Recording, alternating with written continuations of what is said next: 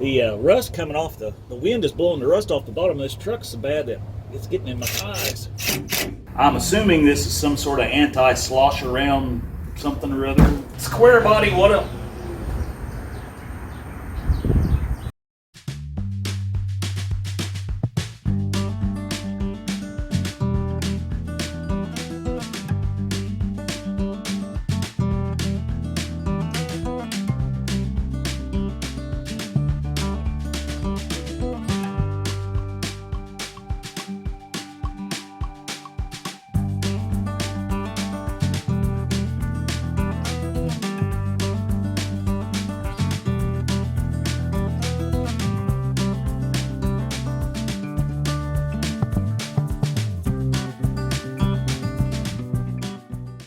And I got to tell you, I had some deja vu when I was doing this, so apparently I've done it before, if you are into that kind of thing. So,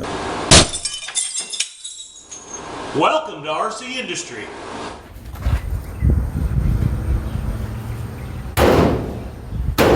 Square body wannabe. I mean, what can I tell you? Let's just get started. Sorry for the wind. Let's get you in here and let's look at this a little bit. Show you more.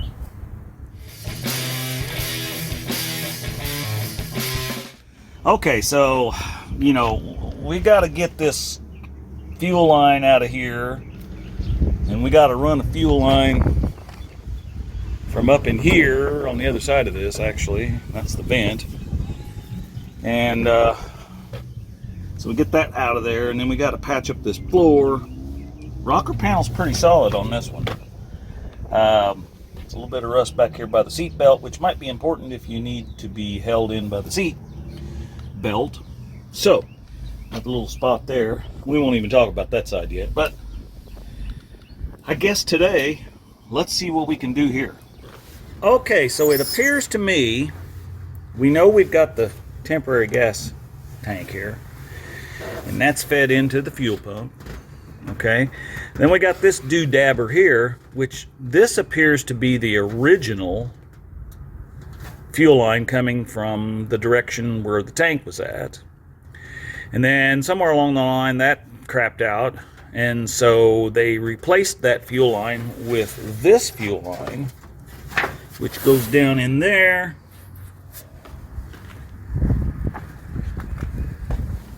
Comes in right here. Follows this along. It was tucked neatly under the carpet, by the way. And then it goes down through there to where the gas tank was at originally. So, and as you know, fixing that tank, well, that wasn't an option because we don't have the tank.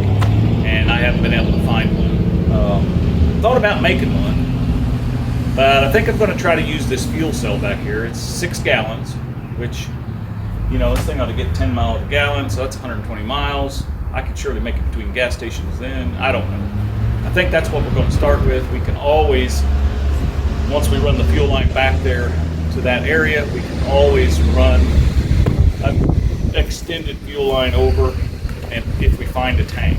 I need a 22-gallon tank. That's what this was ordered with. And it's that special plastic long tank that has the, instead of having the inlet on the top, it has it in the very back corner, and it kind of angles down.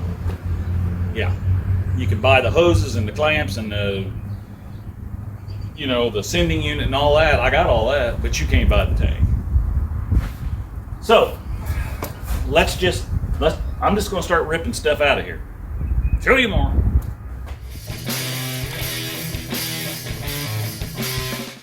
Okay, I got to tell you, the struggle's been real so far. So, this is all the crap I took off of it. That piece there's an original piece, but that was the return line, and it was rusted out. And some of this other stuff, I mean, that's copper tubing out of a, you know, water faucet. So, yeah, that's what we got there. Now, what I did here is, I came off of the original supply line right there, if you can see that, and then I looped up to the fuel pump and removed all of this stuff from the temporary tank and I can't really get you on the other side of this frame, but the original supply line that runs along through here is clipped in, and it all looks good, even where the clips are at. Usually that's where they rust out. And so this line comes out here, and so what I'm going to do with that is we're going to come on back here, right there, straight up from my finger, if you can see that, and we're going to put a grommet in that bed, and we're going to make a piece of hard line that comes up pretty close to that fuel tank, and then comes out down here, and we'll probably put a filter right here, because I'm trying to keep the fuel line under 12 inches. And then we'll take that piece of hard line, will be long enough that it'll come up under this toolbox and over, and then we'll stub it up right here. And then here's where we're going to have to figure out what we're doing, because we don't have a need for two supplies. This one's going to act as our vent. So yeah, not sure what to do here. I've never dealt with any of these racing fittings things, so that's a new one for me. You guys can comment down below how you would do that so far. So I'll bring you back in when we get some more done. Okay, so I think we're going to take that step drill bit, and we're going to drill a hole big enough for this grommet to pop into, and then we'll run our new fuel line up through there into the bed. Okay, so I got the hole drilled for this part, and then we got a rubber grommet around that, and then we're going to go short line, filter, short line, then hard line down through where we cut the hole underneath, and then we'll do a short line to hook up to the main coming up to the fuel pump. Okay, looks pretty simple. I have no idea what these fittings are called, but I'm going to have to research and find out. This says EATN 06U668. So, but I'm going to need like a cap for this one, and then I want to get another one of these for up here, only this is a different size, so I can fit this out of the toolbox, because that's what Deep told me he wanted me to do. So the problem is this one is loose. I can turn that with my hand and it will not tighten up. So I don't know, I can't get my hand down in here because my wrists are too big. So I guess I'm going to take this off and pull this off and see if I can get my hand down in there to tighten these up. I'm assuming they're supposed to be tight. It wouldn't have to be, or it'd leak, right? Show you more.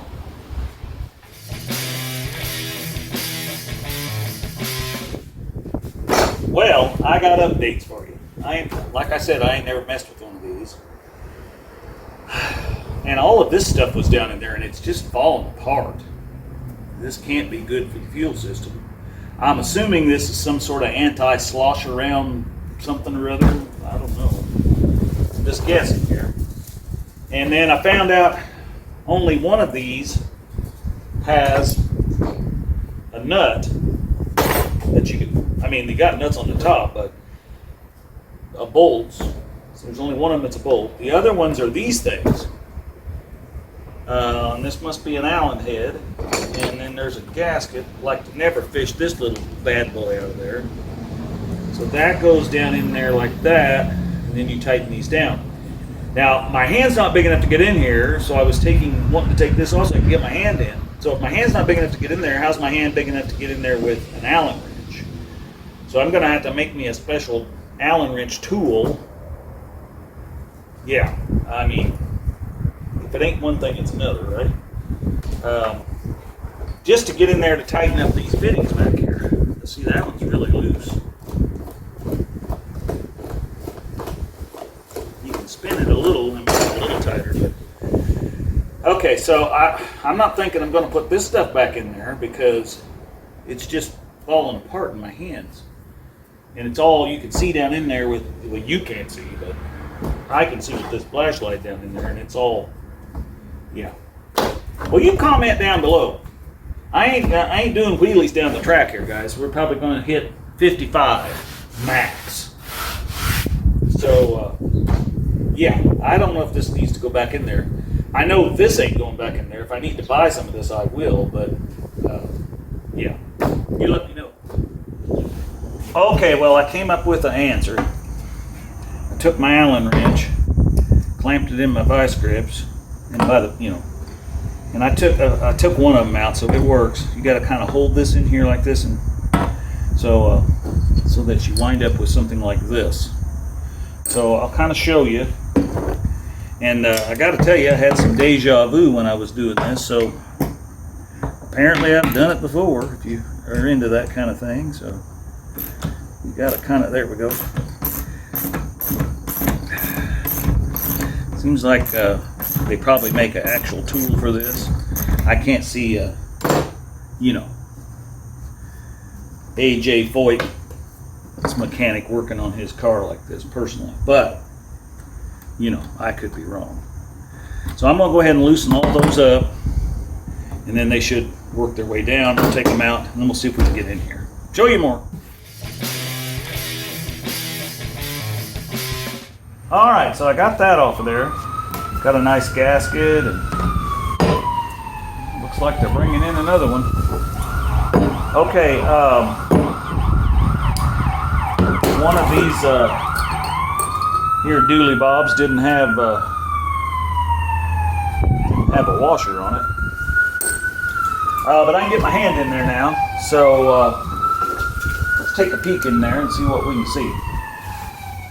Okay, so I don't know if you can see down in there, but there's the culprits that we're trying to get a hold of and tighten down.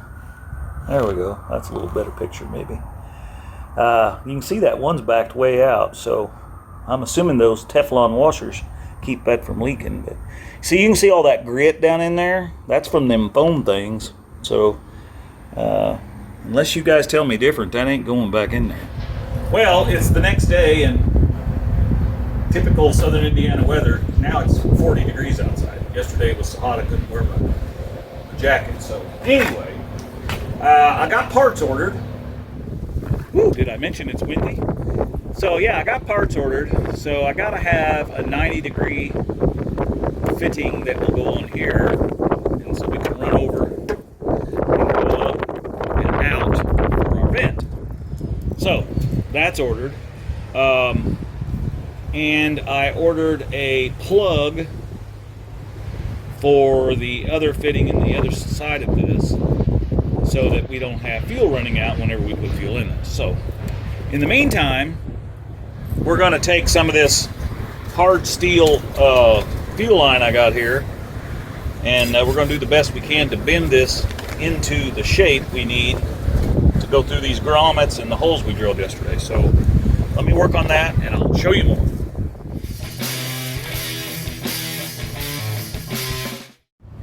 You see, of course, what we got to really do is come off of this and turn and go right up there, and then come up out of there and go over to about here, which is where our hole is there. So we come out of our fitting and go down, and that's the one, of course, that will have the cap on it. Okay, so we're coming out, we're going up. And then as soon as we get up here, we're going to start turning this way. So, and I'm just using this little slide thing, which my dad gave me years ago. And they work really good. I got a whole set of them. So we're going to take up and over, and it's got to come this way. So we're going to go in the middle here. And I'm using my vise. And we're just going to bend it a little at a time. You don't want to kink it. Now they make some real nice benders with kind of like, I don't know, they got like a round disc, and I actually have one of those somewhere, but I thought I'd use these old ones, school ones, because they work real good. That is pretty close. We want to bend this some more. because I don't want it laying right against the floor of the truck bed, because I am going to, it looks like it needs to go this way a little. Yeah, I think that's going to work. All right, let's go see if this will work. Show you more. See, I don't have a double flare kit. I used to have, but I don't have all the pieces to it anymore. And then I've got another one down here, and that one ain't got all the pieces in it either. You know, and I got 2 or 3 of them, but that don't do no good. So, but what I'm going to do is take this and put a small flare on each end of this, and that way, at least there'll be something once you slide the hose on, you know, to clamp behind it. So, all right. So I got that kind of threaded on there, and you just want to kind of work this in there. I don't want to put a great big one on it, but just enough to hold it a little. Let's see what that looks like. That may have just slid on me. I don't think it did nothing. Okay, so I got that flare on there. What I wound up doing was taking my torch and heating this up till it's glowing red, and then I just took the end of my whatchamacallit here and took that BFH and just beat down on here to put that flare in. So, you know, obviously my flaring tool is made for copper line. You know, it's not made for brake lines, steel lines, whatever, fuel lines. But that will work. That's enough to keep, once you put the rubber boot over it, or the rubber line over it, and a hose clamp, it won't slip off if it gets loose. Oh, okay, boy, I got to get this secured up there. The rust coming off, the wind is blowing the rust off the bottom of this truck so bad that it's getting in my eyes. There we go. That should do. Okay, so obviously I don't have the parts for the fuel cell yet because they're coming by the Amazon wizards. So I stuck the 2-gallon gas can that was under the hood and piped it through just like so, and down and around, and it comes up to the fuel pump. So at least we can move it around in the driveway if we need to, because, you know, I don't like to have one sitting here dead. So anyway, it's getting so windy and starting to get cold. I think it's going to snow tomorrow. Can you believe that? Anyway, that's probably all we're going to do today. Show you.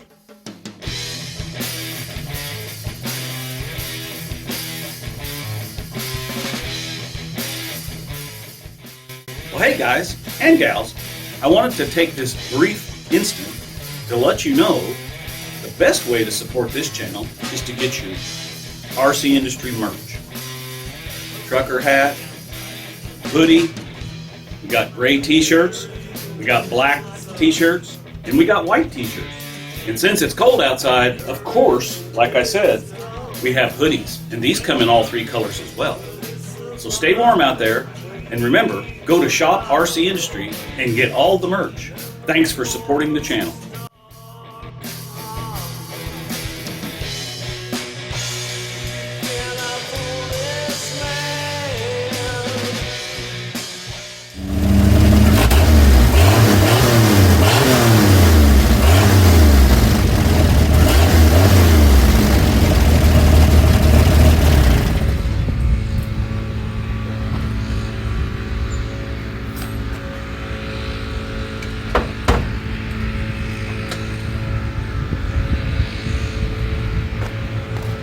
Oh, hey, yeah, well, we're back, and the leaf blowers are going at it in the neighborhood. Well, as you know, we need to get this thing roadworthy. The fuel system, I'm still waiting on some parts. I found some caps that I needed for that fuel tank, or some, yeah, a plug.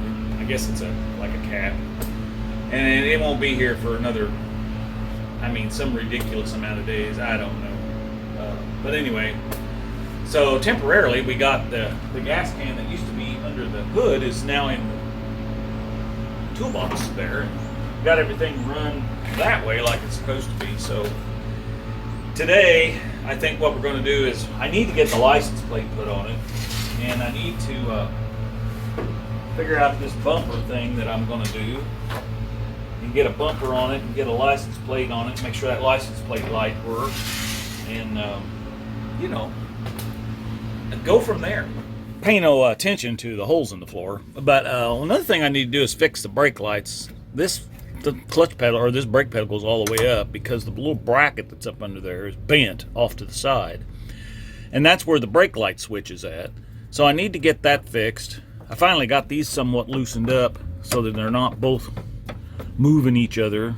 There's still some, but before, as soon if you'd push this down, that would go down. So I got that freed up a little bit, and the wiring up under here is just a fright. So I think we got plenty to do today. So we talked about it in the last, another video, not the last one maybe, but this license plate bracket is bent up right here. It's supposed to be down lower, and I would like to get that bent back down, get the plate on it, and then we've got this thing here that I bought to put along here, and then we'll figure out a way to get a bumper. We're going to have to weld a bracket sticking out here on each side off of this makeshift thing here, and yeah, so we just got some work to do back here. So let me jump right into it and see once if we can't get something done. So all right, show you more. Okay, so I got this license plate bracket bent back down, and the light here is kind of compromised. Here's the thing that goes in the top of it, and it's all just, I mean, the whole thing is full of mud. So I'm gonna take my screw gun and try to back that out, which is probably not gonna work because I'm sure it'll break. And then we'll have to go get, or I'll dig around and see if I got a license plate light we can put back in there, but I don't know that I do. And then over here is the brackets for my mud flaps, and as you can see, they're a little, these things are a little long, so I may have to cut them off a little bit to get them to hang just right, because I want them low to the ground, but I don't want them dragging. So yeah, so we may have to cut those across here, and yeah, we'll figure out something. But this bracket, looks like it's had that style on there before, because the bolts are still in it. So I'm going to take my grinder and grind all them off. We'll measure for this, and we'll see once if we can't get that kind of squared away.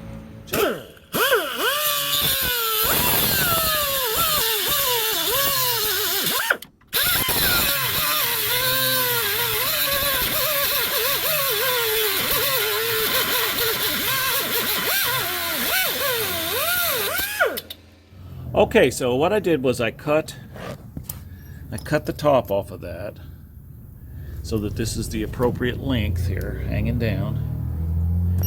And then I taper cutted this to fit around the fender and up into there, so because it sticks up, that keeps some of this mud from getting back here on this part. So, or that was my thought anyway. That's kind of blurry. Why is that blurry?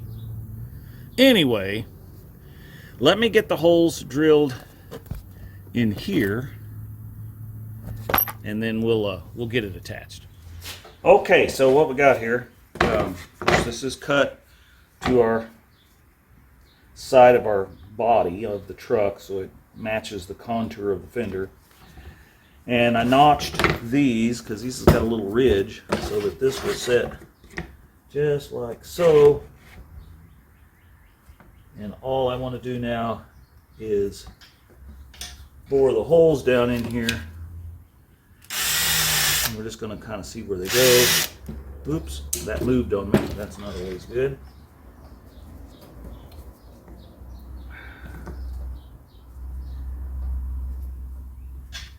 Get these marked. Come on out of there. Okay.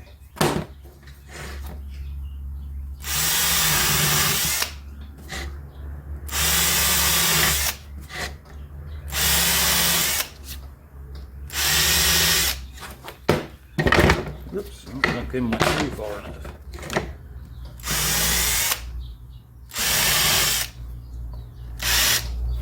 Alright, so we should be able to crawl back up under there and put those back on.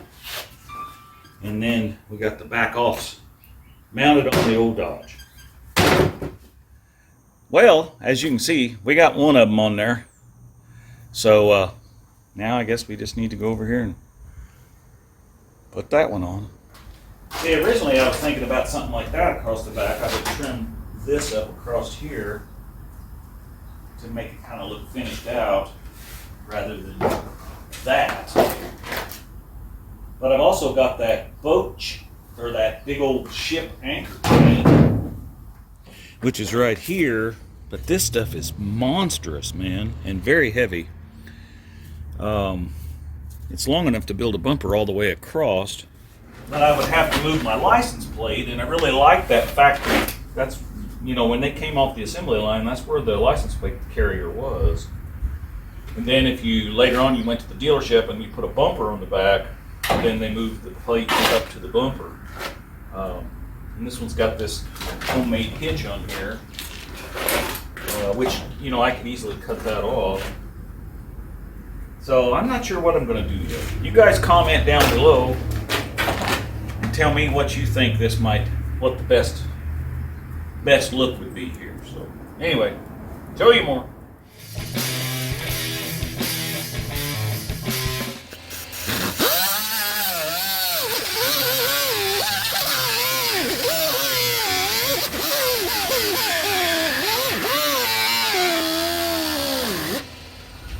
Well, I got that cut. See, something like that right across there is kind of what I was thinking about. And it's got these little clips on the back side that I could push into here to hold it, and then put a little screw, little finish screw right there, and I get that stable there. Kind of get an idea what that would look like. I mean, you can kind of get an idea. Oh, well, of course it fell. Doggone it. Okay, let's try that again. Yeah, I stuck a vice grip there to kind of hold it. But you can kind of see I would have to trim a little bit around that so the license plate can be seen better. But I almost like that better than putting a bumper on there. I don't know. What do you guys think?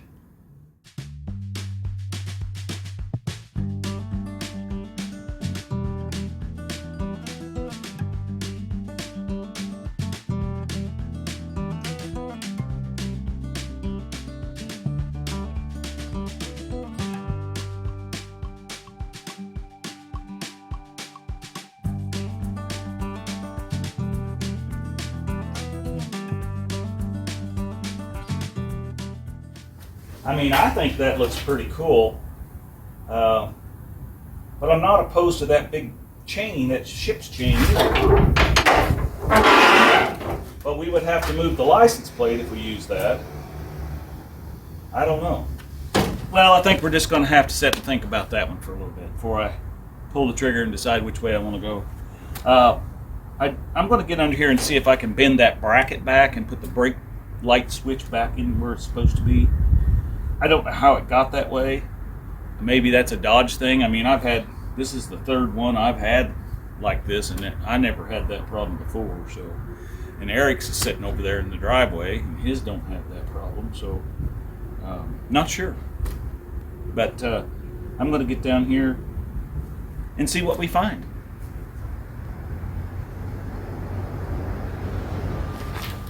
Okay, I got that little bracket bent back, and so that brake pedal, when you push on it, the switch opens up, and then when you let off of it, it closes. But I can't see that. You watch them taillights and you tell me if they come on. So I can't see that.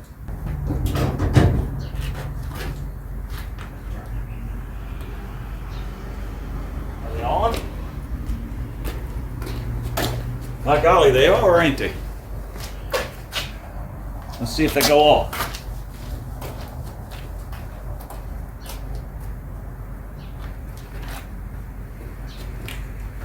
Well, looky there. I wished it was all that easy of a fix. So, yeah. Okay, well, I don't know. I know that license plate light ain't going to work because that thing's all broke out of there, so I got to get a new one of them. All right. Well, I guess that's going to about do it for today. Or do it for this video. We'll just have to check back in once we get the rest of the parts for that fuel cell and get that put in. And I want to get some exhaust work done on this. The gasket up there on the manifold, between the manifold and the header, I guess the pipe and the header pipe, I don't know, whatever you call it. That gasket's bad, so I need to replace that. And then it's broke or rotted out right under the crossover, and then it only comes out right here, and I want it to come out on the side of the truck. So I don't know that I'm going to put a muffler on it. I might. I haven't decided that part yet. But anyway, thanks to all the new members that have recently joined, and I appreciate that. And we're going to continue with Garage Talk for members only. So if you got subjects you want to talk about, let me know and we'll do that. Also, don't forget about the merchandise, shop RCindustry.com. Tony over there at Gunslinger Graphics makes my t-shirts and sells them on his website. So if you go to shop RCindustry.com, you will be able to buy all the merch with RC Industry on it. Hats, shirts, hoodies, yeah, all that stuff. So anyway, and there's all kinds of other people on there that, I don't know what that was. There's all kinds of other folks on there with YouTube channels, so you might want to buy some of their stuff too. So I have no idea.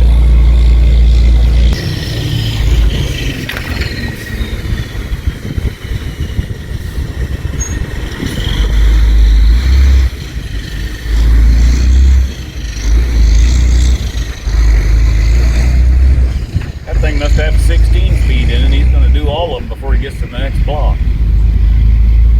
Anyway, thanks for coming along. Like I said before, you can check us out on other platforms. I've been trying to put a little more stuff on Instagram.